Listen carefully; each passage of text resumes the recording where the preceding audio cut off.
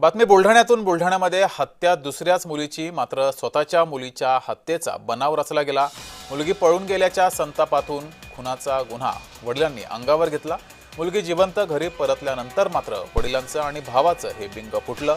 अटक केलेल्या वडील आणि भावाची त्यानंतर पोलिसांनी सुटका केली। तो नेमका मृतदेह कुणाचा आहे, मारेकरी कोण आहेत याचा शोध आता पोलीस घेत आहेत।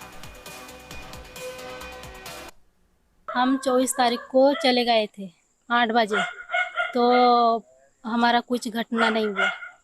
हम जिंदा है।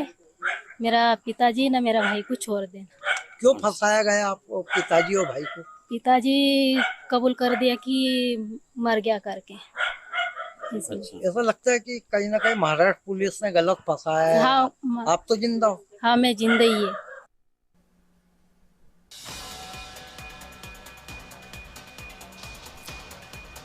इथला आढावा घेतला आमचे प्रतिनिधी प्रफुल्ल खंडारे यांनी। पाहूया। बुलढाणा जिल्ह्यातील राजुरा जंगल परिसरामध्ये 26 एप्रिल रोजी चिरच्छेद झालेल्या अवस्थेत सापडलेल्या मृतदेहातील मृत ठरवण्यात आलेली शिवानी चक्क पोलीस स्थानकात जिवंत परतल्याने या संपूर्ण खून प्रकरणाला धक्कादायक वळण लागले आहे। एकंदरीतच या प्रकरणामध्ये खऱ्या अर्थानं मोठ्या अनेक संभावना जे आहेत त्या आता या ठिकाणी वर्तवल्या जाऊ लागलेल्या आहेत। शिवानीच्या खून प्रकरणी तिचे वडील बापूराम असतील किंवा भाऊ असतील अजय यांनी या प्रकरणात खुनाची कबुली दिली आहे।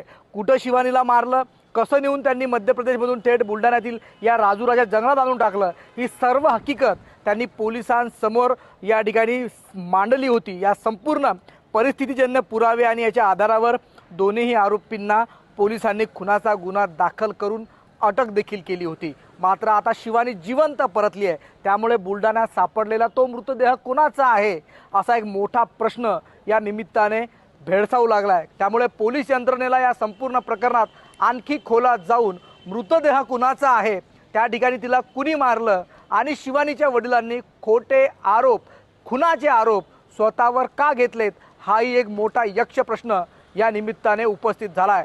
प्रफुल्ल खंडारे, जय महाराष्ट्र न्यूज, बुलढाणा।